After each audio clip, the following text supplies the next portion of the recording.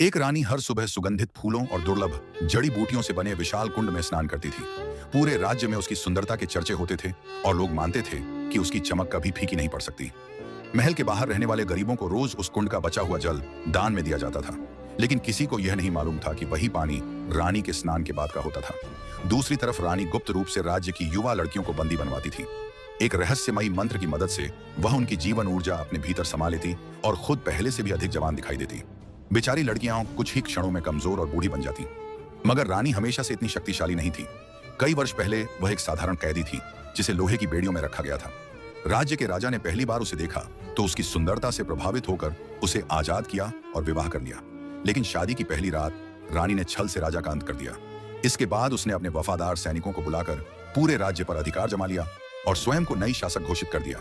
हर दिन वह अपने जादुई दर्पण से पूछती, सबसे सुंदर स्त्री कौन है? वर्षों तक दर्पण सिर्फ उसका नाम लेता रहा। फिर एक दिन उसने कहा कि अब एक नई युवती उससे भी अधिक सुंदर हो चुकी है। वह युवती दिवंगत राजा की बेटी थी जिसका नाम हिमिका था। बचपन से ही उसकी त्वचा बर्फ जैसी उजली थी। राजा की मृत्यु के बाद रानी ने उसे महल की अंधेरी कालकोठरी में कैद कर दिया।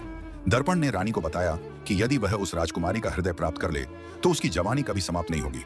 यह सुनते ही रानी ने अपने सबसे भरोसेमंद योद्धा को उसे पकड़ लाने का आदेश दिया।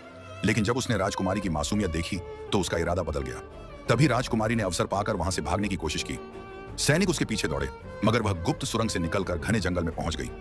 यह समाचार मिलते ही रानी ने एक कुशल शिकारी को बुलाया और झूठा वादा किया कि काम पूरा होने पर उसकी सबसे बड़ी इच्छा पूरी कर दी जाएगी। शिकारी ने शुरुआत में यह प्रस्ताव मान लिया, लेकिन रास्ते में उसे रानी की सच्चाई का पता चल गया। तब उसने राजकुमारी की रक्षा करने का निर्णय लिया। जंगल में रहने वाले लोगों ने पहले उन पर विश्वास नहीं किया, पर जब उन्हें राजकुमारी की पहचान पता चली तो उन्होंने सहायता की। अंत में एक दुर्लभ सफेद हिरण उसके सामने आया, सिर झुकाकर उसका स्वागत किया और सबको विश्वास हो गया कि राजकुमारी के भीतर भी एक अनोखी दिव्य शक्ति